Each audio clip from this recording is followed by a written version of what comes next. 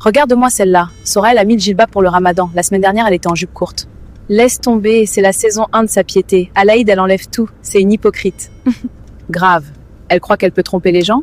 On connaît son passé, hein. Miskina. Elle cherche un mari, c'est pour ça. C'est du marketing, pas de la religion. J'ai trop faim. Vivement le Maghreb, je suis en hypoglycémie là. Moi aussi, j'ai la gorge sèche. C'est long aujourd'hui. À la rupture, je vais avaler 3 kilos de pain. Vous n'avez pas faim, mesdemoiselles. Vous venez juste de manger un repas copieux. Pardon? On jeûne, monsieur. On n'a rien avalé depuis le Fajr. Si, je vous ai vu. Vous avez mangé Soraya, cru, avec la peau et les os. C'est quoi ces histoires? On discute, c'est tout. On n'a rien mangé. Allah le Majestueux a dit dans la sourate Al-Hujurat, verset 12. L'un de vous aimerait-il manger la chair de son frère mort? Vous venez de le faire. C'est une image. C'est pas pareil. On dit juste la vérité sur elle. Le prophète Mohammed, paix et bénédiction d'Allah sur lui, a défini la médisance ghiba. Dire de ton frère ce qu'il déteste. C'est vrai? Alors c'est de la médisance. Et si c'était faux? Si c'est faux, c'est de la calomnie bourtane. C'est encore pire. Dans les deux cas, votre jeûne est en danger. On passe le temps, c'est tout. Il faut bien s'occuper jusqu'à l'iftar. Vous vous occupez en détruisant vos bonnes actions? C'est cher payer la minute de conversation. Vous dramatisez toujours les anciens. On ne l'a pas tué.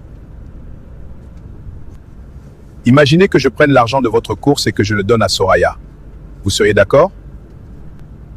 Bien sûr que non. C'est mon argent. C'est ce que vous faites. Vous prenez votre jeûne, votre soif, votre fatigue et vous les donnez à Soraya. Pourquoi on lui donnerait? C'est trop facile pour elle.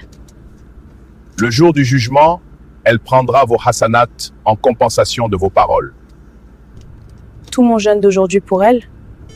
Juste pour 2 phrases? Le jeûne, c'est pour purifier l'âme. Si vous remplissez votre bouche de poison, à quoi sert de la priver d'eau? On ne pensait pas à mal. On ne savait pas que c'était si grave. À l'époque du prophète, paix et bénédiction d'Allah sur lui, l'odeur de la médisance empestait comme un cadavre. Aujourd'hui, nos nez sont bouchés par l'habitude. J'ai envie de vomir maintenant. Vous m'avez coupé l'appétit pour de bon. Tant mieux. Vomissez ce péché par le repentir taouba. Tout de suite. Comment on fait? On doit lui dire? Non, ne lui dites pas, ça la blesserait. Mais parlez d'elle en bien là où vous l'avez critiquée. Et priez pour elle. Pardon Allah. Soraya essaye de s'améliorer, qu'Allah l'aide. C'est bien qu'elle porte le djilbab. Oui, qu'Allah le Majestueux nous guide toutes. On est vraiment loin d'être parfaite. Voilà. Vous venez de vous rincer la bouche spirituellement. Gardez-la propre jusqu'au Maghreb. Merci tonton. On a failli rompre le jeûne sans s'en rendre compte. Gloire à Allah le sublime, il nous a sortis de l'ignorance. Louange à Allah, Seigneur de l'univers, il nous a guidés. Allez, que votre jeûne soit accepté et laissez la chair humaine au vautour. Mais n'oubliez jamais, à quoi bon affamer le corps si la langue se nourrit de chair humaine? Le vrai jeûne, ce n'est pas l'estomac vide, c'est les cœurs purs.